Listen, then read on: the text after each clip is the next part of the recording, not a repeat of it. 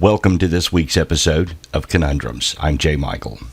It was 1975 in Snowflake, Arizona. 5 loggers watched as Travis Walton was abducted by extraterrestrials into a UFO.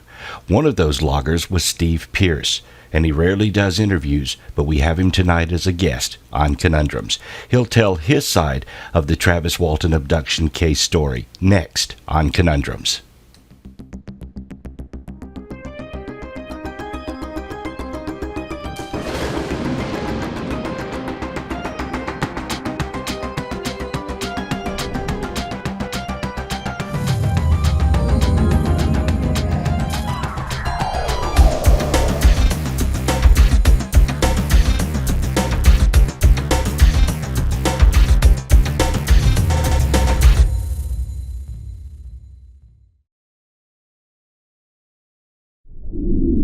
Our guest this week is Steve Pierce. Steve is one of the loggers that was with Travis Walton in 1975 when he was abducted by aliens. And Steve is here to tell us his side of the story. Steve, how are you this evening? Pretty good. How are you doing? I'm doing good, doing great. And thank you so much for being on the show. Well, thank you for having me. How many interviews have you done so far? About 5 or 6, something like that. Mm-hmm. So, really, you haven't done this very often, have you? No, I got out of it for a long time. I'm good at hiding. Mm-hmm. Why did you feel like you needed to hide? I got tired of people chasing me down and calling us liars and cowards, and I just got tired of the media. Yeah, I understand. And you've decided now you want to speak out? I have a couple of daughters that are 16 and 12, and I broke my neck a couple years ago, and we saw the movie together, Fire in the Sky, and I told them that the young kid was me in the movie, and they wanted me to prove it, so I got a hold of Travis and got the books for him and everything, and now they're believers. Who played you in the movie Fire in the Sky? Henry Thomas. Henry Thomas. Okay, so that was your character. But he had a different name in the movie, didn't he? Yes, they said they couldn't find me, so Hollywood can't use my real name if they don't have my permission. This is what Travis Walton told me. Oh, okay. All right. Well, I'll tell you what. Let's go back to 1975, and you can start at whatever point during that whole incident that you want to, and tell me or tell our viewers from your point of view what did you see and what happened there. Okay, it was getting dark and we was working late that night because he was behind on the contract. And we loaded up and we headed home, and we seen this bright object over to the right of us and we couldn't tell what it was, and we thought it was something the hunters rigged up because it was hunting season. And so we got a little bit closer, and we saw it, and then we stopped, and Travis gets out, and it looks like he's being pulled towards it. Pulled towards it, okay. Yes, like he was hypnotized, because everybody was hollering at him to tell him to come back, and he wasn't responding. He was just, he was like, we were all paralyzed. I mean, we were all nervous. We really, when he got in front of it, and this thing was just hovering in the air and wasn't making no noise. It started rocking back and forth. It started making a beeping noise, then a loud pitching noise. This greenish blue light came out and zapped him, and it knocked him back about 15, 20 feet. And at the time that he went up there, Alan Dallas was on the floorboard. He hit the floorboard, and I had a perfect view. I could see everything. I was kind of like hanging out the window watching everything. And as soon as I seen Travis hit the ground, I said, it got him. And as soon as I said it got him, Mike took off. And he took off running over everything. Well, we finally got him to stop about a mile or so down the road. We all got out. And as we got out, we could see it take off. It was gone. Of course, in the movie, there was like an argument in the truck and then Mike decided to drive away. So you're saying that the moment someone said they got him, he just took off. I said that. Yeah, he just took off then. Yes. And also, Travis says that he intentionally walked towards it and was standing there, and then it zapped him. You think that he was actually being pulled towards it? Yes, in my opinion. Okay. So he had no control. He was just being drawn into this thing. Yes. Okay. So you guys just drove off at that point, and what happened then? Well, we finally got Mike to stop, and we all got out, and we seen it take off. Mm-hmm. And Mike hit to the ground, bawling, really upset, saying, look what I've done, look what I've done. I left my friend behind. Mm-hmm. And then John Gillette and Kenny Peterson, since I was a kid, they ain't gonna listen to me anyway. They took control. If it wasn't for them, I don't think we would have went back and looked for Travis. And I think it was Dwayne Smith who said that he thinks Travis was incinerated. And I said no. I said I seen him hit the ground. Mm-hmm. And then we sat there and we talked about it. Should we go call the cops or go back and look for him? Mm-hmm. Well, Kenny Peterson took control, John Gillette, and I was scared to death. I was a kid, Sure. And so we all decided to go back and look for him. So we turned around and went back and looked for him. And we had one flashlight. We couldn't find him, And we looked for him for a little while, and we decided to go back to Heber and call the cops. Well, when we get there, Mike's still upset. So Kenny Peterson, if I believe, is the one who called the sheriff's department. Right. And the sheriff's got out there, and we told him the story. Well, they did. I didn't say nothing. We told him the story, and he's looking around for beer cans, and because he thinks we're drunk. Right. And he couldn't find no beer cans. He's smelling our breath. There's nothing on our breath, Then he looks at Mike and says, Michael, you have to come back. And two others have to come back. So Kenny Peterson went back and Alan Dallas went back. Okay. In my mind, Travis Walton's dead. Why would I want to go look for a dead body? Mm-hmm. So me, John Gillette, Dwayne Smith, we went back to Snowflake. Well, they went out and looked for him. They couldn't find him. The next morning, they had a big old posse out there looking for him. I heard it was pretty big. I didn't go. The cops came to the door telling my mom the night before I told my mom what happened. Right. The next morning, the cops are telling my mom, well, we think that they killed Travis. We don't think Steve killed him, but we think he's covering up, Mm-hmm. So as they're talking to my mom, I slip out the back door, and I hid for the rest of the day. That's the reason I wasn't out there. Mm-hmm. And so I went to a girlfriend's house, spent the day over there, and at lunchtime, her mom came over there, and came home for lunch. And I was in the back bedroom, and she didn't know I was back there. She was telling her that, you can't see this boy no more.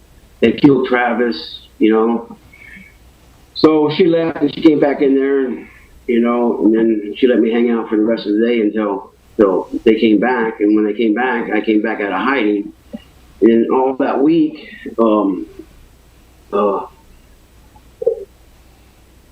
Alan Dallas's mom was telling us that, well, the cops wanted to take us a polygraph test. Right. And his mom was telling us, well, they're going to set this up, make it look like it was murder.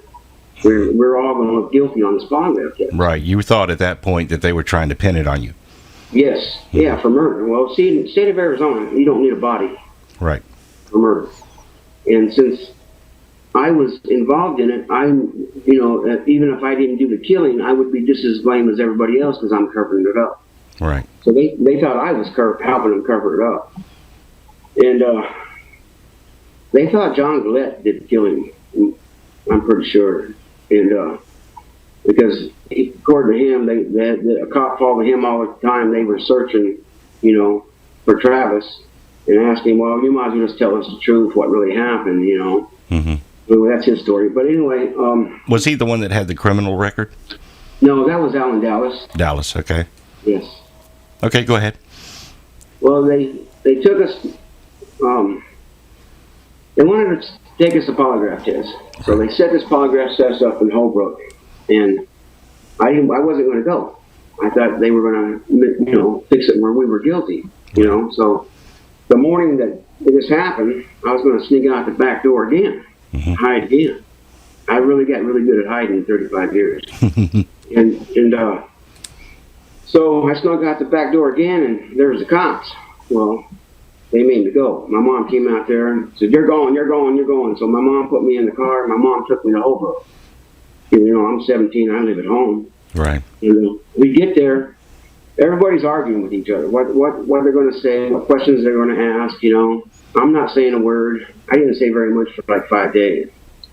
And because I thought Travis was dead and he was going to get us for murder, So we drew straws who get to go first. Well, I ended up going first, and I went in there and they strapped me all up and asked me all these questions, and if we did any body harm to Travis, if I know anybody did body harm, who killed Travis, did we see a UFO?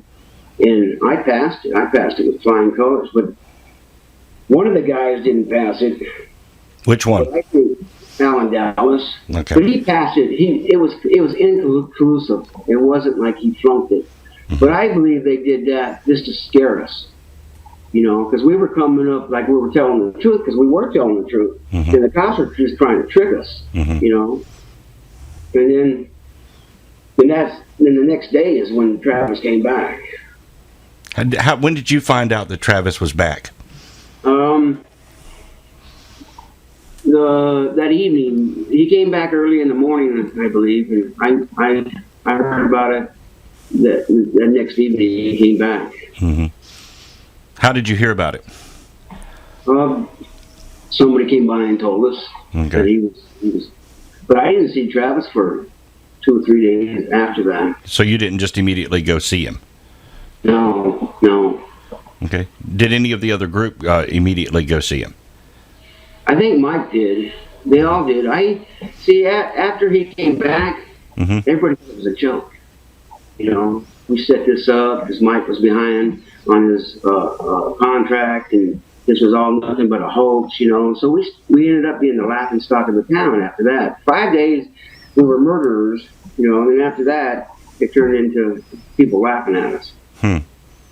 How did they think you would have hoaxed something like this? I don't know. I really don't know. Just rather than accepting the story, I guess they just assumed or had to assume that it was some sort of a hoax you had perpetuated. Well, in 37 years, I've learned the people who believe, and the people who don't. Okay, so he's back, and did you take another lie detector test after that? No, I've only taken one. You've only taken the one. But also, after he had returned, and this may have been well after he returned, Philip Klass offered you money to try to say, or to try to get you to say, that the story wasn't false. Is that true? After this happened, I was living in Taylor. I just got married, and I was living in Taylor, at the town next to Snowflake. And a police officer came to the door and said, Philip Klass said he'd give you $10,000 if you say this was a hoax. Well, then I just blew it off, And a few months later, after that, I moved to Texas. Well, when I moved to Texas, Philip Klass found out where I was at in Texas, and he calls me up and says, I'll give you $10,000 if you say it's a hoax, And he bothered me for a long time. Well, I was mad at Mike because Mike never paid us, or never paid me. And right after that, I got a side job and cutting down these guys' trees, and Mike came over there and underbidded me, and that kind of made me mad because he took my job away. Right. So finally, after Philip Klass has chased me down for a couple of years, I said, okay, it's a hoax. How do I prove it? Well, they just said, we need to go back to Arizona and find evidence that it was a hoax, And then after I talked to him for a while, my ex says, well, you really believe this happened? And I said, I believe this happened. And, well, don't sell yourself out for the money. That's wrong, even though you're mad at Mike, because that's the reason I was going to do it, because I was mad at Mike. And besides, Travis's head went from a hat size from 7.5 to 8.5, 9.5. His head really swelled up really good there, And I was tired of both of them, And besides, I was tired of being the laughing stock. My family still teases me about it, and some of them still don't believe it. So at that point, you told him that you would not accept the money. Yes. No, I did not say anything to him. Once I talked to him the last time, I stopped answering his phone calls.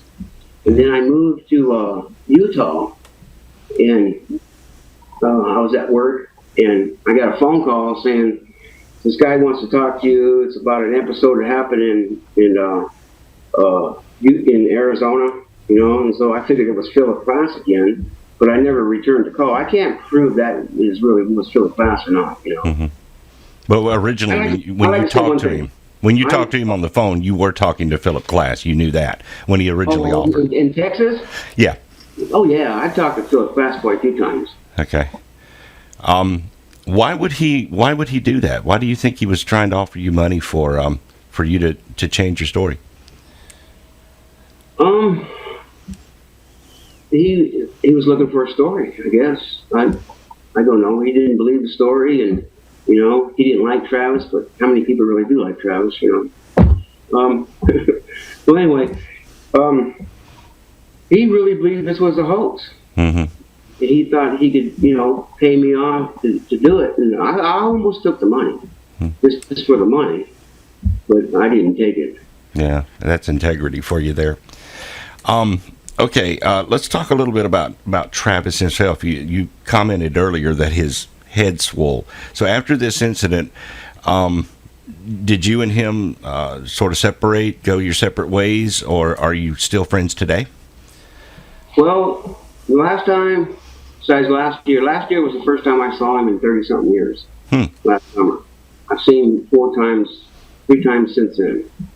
And the last time I saw him when I was in Snowflake, he was walking down the street and he was writing a book, and I was telling him, people don't believe us, they think this is all a hoax. And he says, well, the next one tells me that I'm going to kick their ass and all this, I just got tired of it, man. I mean, me and Travis never got along before. It's personal reasons. I prefer not to bring that up. Sure. And we're mad at each other now. So. Mm-hmm. And Mike, are you still in contact with Mike Rogers? If Mike wasn't sick, I'd kick his ass. Oh, well, can we ask why? He ripped me off. He hasn't paid me for the job we did. Mm-hmm. I wanted to quit. My uncle quit a couple of days before we saw the UFO, and my mom wouldn't let me quit. Mike will pay, and he's never even tried. He hasn't never even tried to get a hold of me. Mm-hmm. So, well, me and Mike don't get along at all. One thing also that differs in your story is that you said that Mike took off and everyone else had to convince him to go back, and then you said that he was crying. So you're sort of portraying him as not in the hero part of this that went back to get Travis. No, if there's any heroes, it'd be John Gillette and Kenny Peterson. Mm-hmm. They're the ones that decided to go back and look for him. Mm-hmm. Even when we looked for him, we looked for him for a while. We had one flashlight, looking for him out there, and we couldn't find him. We looked for him for a while. Right. When they went out during that week, they formed a posse to go look for Travis. You weren't in on that? You weren't there for that? No, I was in hiding. Yeah. I thought Travis was dead. Why would I go out there with a bunch of cops look for a dead body? Exactly. You can't run from 100 cops on horseback, and At what point after Travis had returned did you begin to sort of feel comfortable about the whole thing?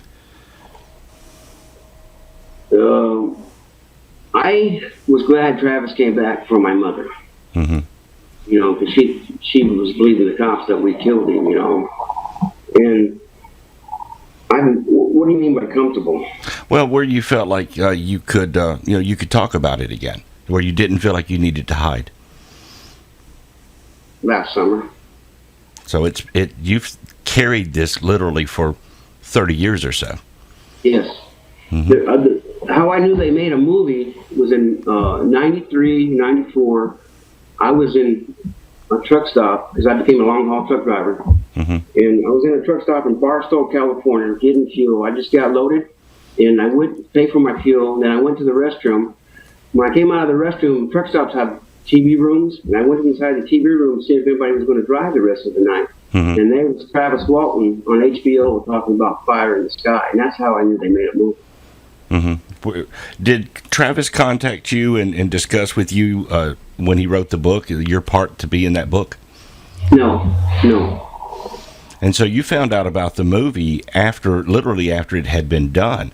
You received no royalties or anything from your character being portrayed in that book? I mean, in that movie? I haven't made no money off of anything. Mm-hmm. Are you comfortable with that, or do you want to try to get something from it? Because, I mean, it is your story as well as his. Well, it's kind of late now, I think. Yeah. How does your family now, how are they accepting the story now? I've still got a younger brother that doesn't believe it. Mm-hmm. And my older brother, if he says, well, if you say it's true, it's true. So it's kind of, iffy with him. If he saw one, then he would believe it. Since he ain't never seen one, he doesn't believe in UFOs. Right. Well, of course, you've seen one, but how has that affected your beliefs in extraterrestrials and UFOs? I believe in UFOs. Mm-hmm. I've been chased by one night, 2:00 in the morning, going down the highway. Oh, well, tell us about that. Yeah, I was up on Highway 666, going towards Shiprock, New Mexico. It's like 2 or 3 o'clock in the morning, and I see something hovering behind me, and I'm in a big truck, of course, and it follows me, then it gets on top of me, and then I found this gas station that's closed, but there's a light on, mm-hmm. Street light. So I pull underneath the street light and jump out, and once I jump out, there were some cars, headlights. I could see some headlights coming down the road, and when I jumped out and looked up, I could see it there. Then it took off, and then it was gone, and I didn't see it. I've seen them about 20-something. I've seen about 20-something of them.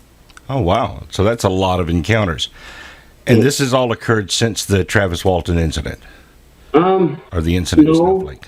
Before this happened, I lived outside of Snowflake before my mom moved us into town. Mm-hmm. And at nighttime there was a mesa on the side of this where we lived. There was a mountain there, and there was a mesa there. And at nighttime, because there was no electricity out there, so when it got dark out there, it got dark, so you could see these little, lights flying around up there. And my aunt and uncle, they saw one out there. So, I've had a couple families that have seen them. That is interesting. Why was it simply? Do you think it was simply a chance encounter that you guys happened to drive around and see this thing, or do you think they were sitting there waiting for you? I thought about that. I really don't know. I mean, if they were that smart, wouldn't you think they were sitting there waiting for us? Probably so. Why you? Why do you think you guys were targeted? I really don't know. I really don't know. Do you believe that if you had stayed there after Travis was, zapped with the light, that maybe they would have tried to take all of you? Yes. So that was part of the modus operandi to take off, to run. Did you feel that maybe there was something after you? I wasn't driving. Of course, Roger was driving, but do you think that may have affected him? That he thought he was about to be abducted?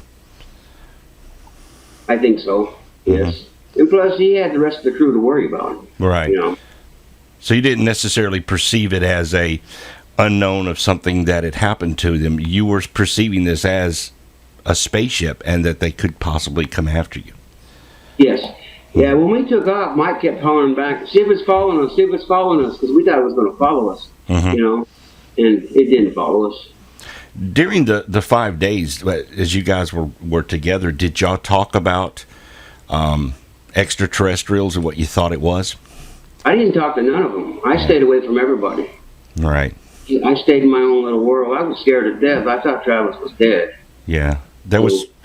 And I didn't hang out with these guys. I was 17 years old, and they're all in their 20s. They go to bars and stuff, and they, you know, and I lived home with my mom, so I couldn't hang out with these guys. My mom wouldn't allow that, so I really didn't hang out with them.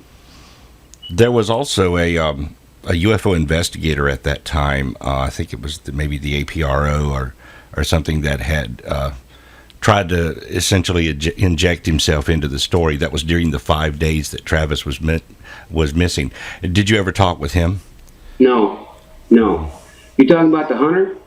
There was a guy there was a UFO investigator, I understand, was involved in it, you know, trying to get in touch with, because he had said something to the effect of, make sure you get Travis Walton's first urine sample or something like that. And I think maybe I wasn't involved in none of that. Right. Okay. All right. Okay. So let's come back to now recently.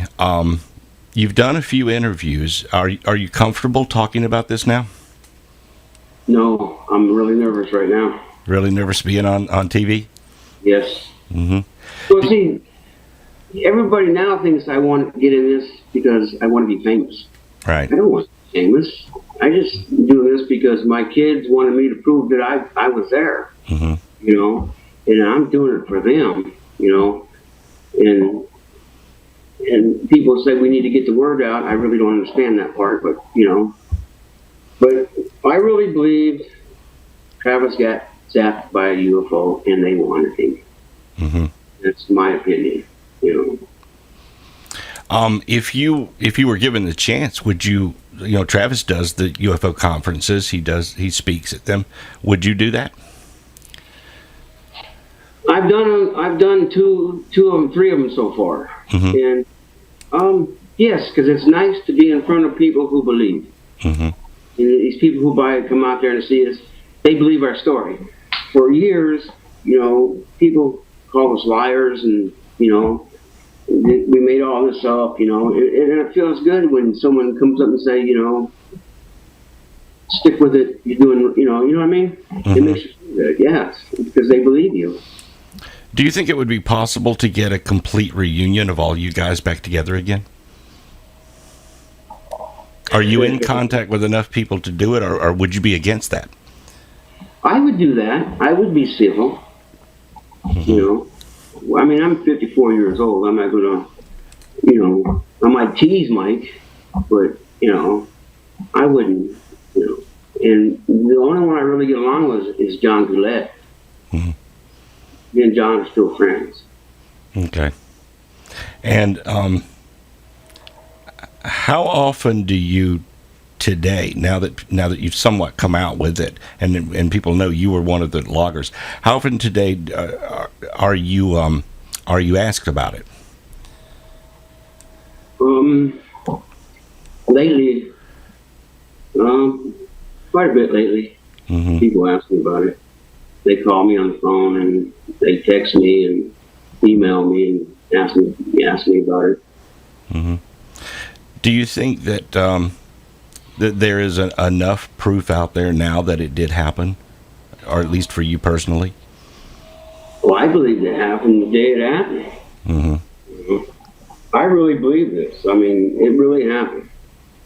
You know, do you think that that there's anything that you could present that would convince people that it did absolutely happen?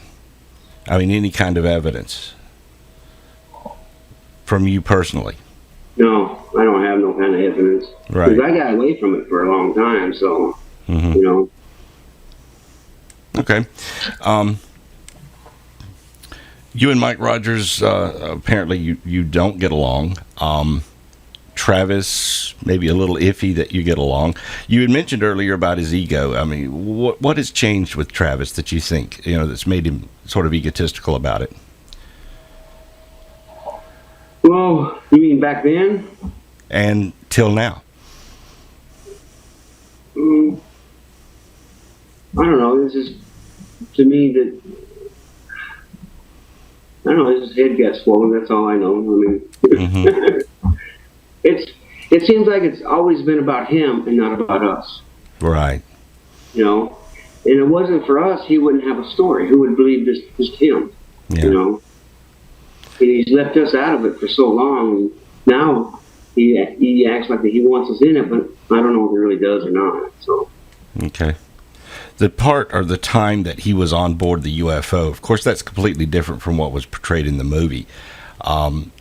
Have you ever sat and talked with him about that, maybe even recently, about the time? No, I have never talked to Travis about it. Even at the conferences, we barely talk to each other. Okay. Do you believe his story, though, of what happened inside the craft? Yes. You have no doubt that is what occurred? Yes, I believe his story. Okay. All right. You mentioned your daughters earlier. Do you think you've proved to them that you were the person there? Yes, after the night especially. What do they say now? They believe it. The 12-year-old won't talk about it at school because people don't believe it. So so she's afraid to talk about it at school. But they believe.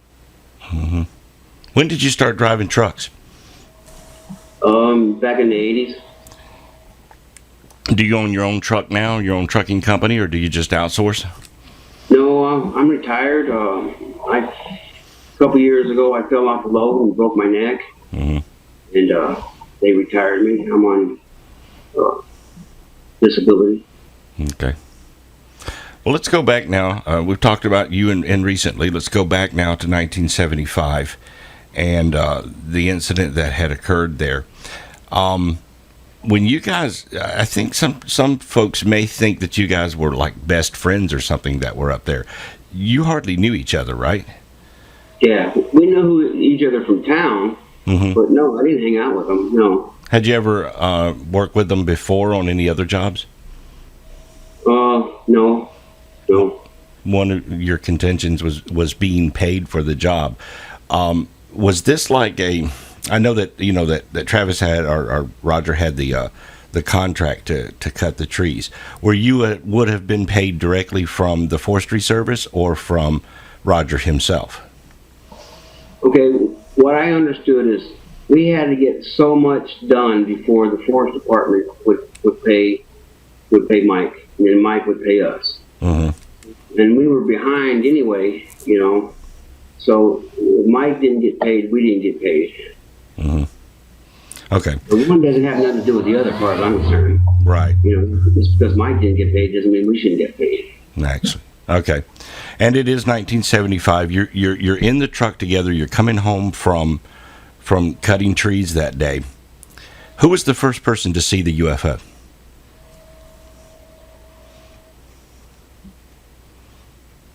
Alan Dallas.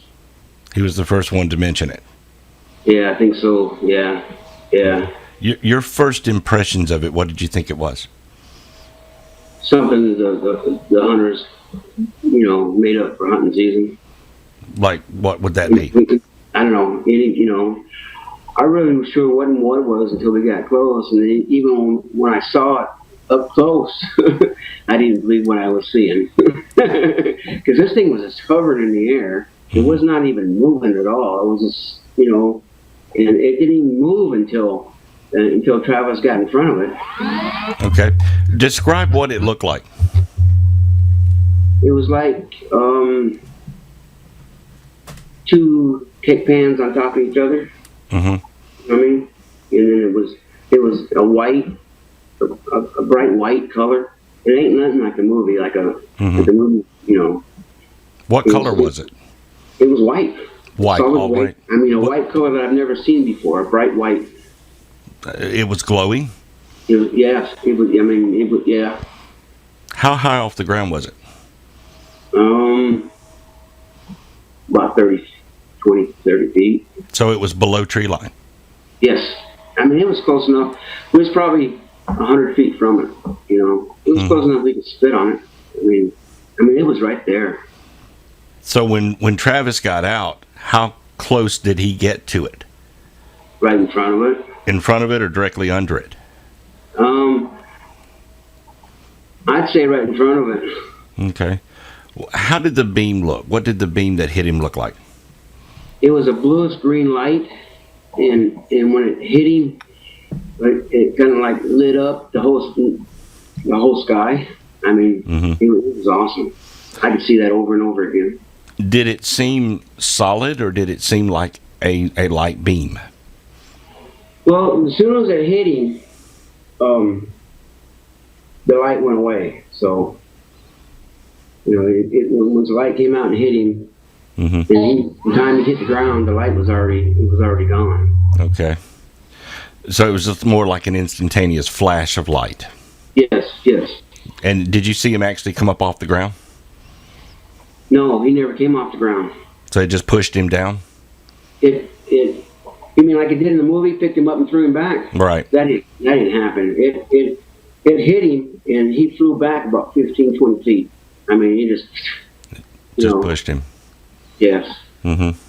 So this wasn't like a muscle reaction or something. This was actually a beam that put him several feet back, pushed on him. That's pretty amazing. And then, of course, at that point, instantly, this is when Mike drove away. Or did you stay even for? As soon as I said it got him, he was gone. Mike was gone. When you said it got him, did you think that it had levitated him, moved him into the craft, or you just saw him on the ground and you said it got him? Yeah, as soon as I seen him hit the ground, that's when I said it got him. Okay. And of course, then you're looking back as you drive away, and could you still see it there as you were driving away, or did it disappear? No. Once I didn't even realize Mike took off, because I'm looking kind of like out the window, and I felt the motion, and I hit my head on the door, and then we all started bouncing. And it took me a couple of seconds to realize Mike was driving off, you know. And I didn't even realize for a couple of seconds that he was going down the road. Right. How far down did you get away from it before he stopped? A good mile and a half. So you're pretty good ways away from it now. Yes. And you could see nothing there. No, it was. But when we got out, we saw it take off. When you got out, you saw it take off. Yes, you can see the white light take off. Okay, so a mile and a half down the road, you guys get out of the vehicle. It might have been a half a mile. I'm not sure on exactly on that. It wasn't. It was about either half a mile or a mile. Okay, so you see it fly off, and is there debate going on now as to what to do? Yeah, we're all trying to figure out we should go back and look for him, or go to town. And Katie Peterson says, we can't just leave him. We have to go back and look for him. So we all went back and looked for him. And Mike is on the ground crying. Yes. Because he had left him. Yes. Who drove back? Mike did. Mike did. Okay. Yeah. So you get back up there, and it's completely dark now? It was really completely dark time we got back. Alrighty. Now, when you got back into town, the drive back into town, was it hurried? Was it rushed? Or were you driving kind of slow now, like you think he's gone? And did you talk to each other on the drive back? We were in kind of a hurry, and they were talking, yeah. I didn't do much talking after that. What were they talking about? How were they discussing it? How was it affecting them? They're not going to believe us. Yeah, so it was just... So I wanted to go home. I think I would too. Yeah, I'd want to go home too. Go crawl in the bed, curl up under the sheets, forget the whole thing happened, right? Get next to my mama. Yeah. So you got back there, and where did you get when you make the phone call to the police? Okay, we went into town. We found a phone booth, and we called them from there. In the movie, it says we went inside of a restaurant, but that's not true. Yeah. So they just met you there at the phone booth? Outside. They met us outside. Yes. So describe now telling them the story. How did you go? Who told the story to the police? Who spoke for you? Mike did some talking, and Kenny Peterson did some talking. And you basically remained silent? Yes. Did they look at you and ask you, are you agreeing with what they're saying? Yeah, you kind of. Gillespie was more interested in Mike, and then, talking to Mike, because Mike was the, I'm a kid. You're not, Right. And Mike, he talked mostly to Mike. He told Mike that he has to go back with him, and then 2 other guys have to go back, and the other 3 can go home. Okay. And so you were one of the other 3, and you went home. Oh yeah, I thought Travis was dead. I wasn't gonna go back and look for a dead body. And did you wake up your mom when you got home and told her about it? Yes, I took her in the bathroom, and because I have 4 younger brothers, and they were all, up, and so I took her in the bathroom and told her in the bathroom what happened, and I don't think she believed me, What did she say? What was she thinking? I mean, here's my son telling me he just saw a UFO and now his friend's missing. Yes. Yeah. Her eyes got pretty big, and she didn't really say much of nothing, And then the next day when the cops came, they told her that she thinks, telling her that they think we killed him. So that really, got her, worried. And so this must be difficult for you because even your own mother doesn't believe you. Yeah, well, see, like a year and a half before that, me and my older brother are going down the road, and cops pulled us over, and one cop got behind us, and when we pulled over, another cop got beside us, and then another cop got in front of us, and they pulled out their guns and everything, and they thought me and my brother robbed the bank, and they're looking for the money and everything, and this is what popping in my head when they're talking to my mom. She didn't, we drove my mom a little crazy after my dad died. So all this now, I've been accused of bank robbery. Now I'm accused of murder, and my mom's going through all. You know what I mean? So well, why would they accuse you of a bank robbery? Why would they think it was you? Because the pickup we were driving was the same kind of pickup, and the 2 guys that robbed the bank looked like me and my brother. Were you kind of a rebellious kid? Maybe a little bit. Maybe just a little bit? Yeah. So your mom doesn't believe you. The cops are coming to your house the next day. And, of course, you're wanting to go and hide and all. What's going through your mind now the next day, a couple of days after that? How are you reacting to all of this? Thought I was going to go to jail for murder. So you were scared. To death, Scared 17-year-old boy. Yes. If you see that picture of me, it's in my, that picture of me, I broke out really bad. That's how scared I got. I mean, my whole face just, I was scared to death. I just knew we were going to go to prison. Because the cops didn't like us there anyway, because the 4 in the back were the outlaws, So the National Enquirer offered you money too, also, and there was a group photo there. Did you guys get together for that, or how did that go about? Not a group photo. It wasn't a group photo? It was them. I wasn't there. Oh, okay. All right. So you're not in my the name. photo. My name is mentioned in it, but my picture is not. I'm not in that picture. And did they try to contact you? I met them once at night one night, and they was trying to tell us to keep it quiet, not to be talking about it to everybody because they wanted the story. But no, I really never talked to them. I didn't talk to very many people after that. Even my son was born July that following year. Mm-hmm. In Snowflake, well, it's another town next to Snowflake. It was not Snowflake, but Cholo. Mm-hmm. It's about 30, 40 miles away from Snowflake, and because there's not a hospital in Snowflake. And the National Star showed up there wanting an interview, at the hospital. That's the reason I left, because everybody, it'd be 2 o'clock in the morning, people be knocking on your door, Mm-hmm. wanting an interview, wanting to talk to you, ask you all kinds of questions. You've already said it over and over and over again and again and again. After a while, you got tired of it, And then when he came back, they thought we were lying anyway. They thought it was just a big joke. It was a hoax, Mm-hmm. So this continued after the 5 days. They kept hounding you. Yes, Mm-hmm. yes. I think it was National Star. They even said it was a hoax, and I think Reader's Digest, they did an article too, if I believe. I might be wrong, but I'm pretty sure. But they said it was a hoax. A lot of people thought it was a hoax. Mm-hmm.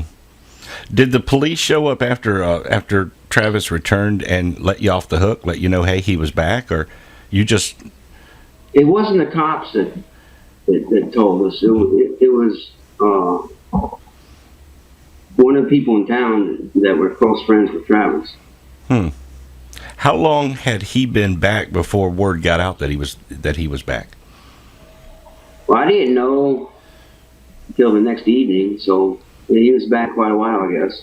Mm-hmm. Do you know if he? I think that in that time period, that right after he had returned, he had went to see a doctor. Were you ever asked to go see a psychiatrist or a doctor or anything? No, not at the time. No. Mm-hmm. And the whole group now, they're pretty much scattered around. Yeah, everybody left. I left too because I was tired of Mm-hmm. I was tired of dead cows and UFOs, so I took off too. Well, I'm curious about one thing: is when you found out that he was back, why didn't you go see him? He wasn't that close of a friend. It wasn't. Yeah, didn't care that much, huh? No. Okay. Do you Hey, this made my life hell. do what now? Do that? Yeah, it made your life hell. Yeah, hey, yeah, it has. Obviously, People it did. laughing at you. People, at first we were murderers and cowards for taking off. Mm-hmm. Then afterwards, it was just a big joke. Everybody thought it was a hoax. They laughed at you, and I don't know about you, but I don't like to be laughed at. Actually, yeah, absolutely. Okay, well, you're now telling your story. Are any of the other guys telling their story now? The last conference, John Gillette came out and was talking about it. Mm-hmm. And Dallas? Dallas passed away a couple months ago. Oh, I'm sorry to hear that. I did not know that. Was not aware of that. So now all of you are not. Well, we don't have all of you now. Travis, of course, is still doing the conferences. Mike, I think, goes with him sometimes on the conferences. You're possibly going to do some more UFO conferences? If it's possible, yes.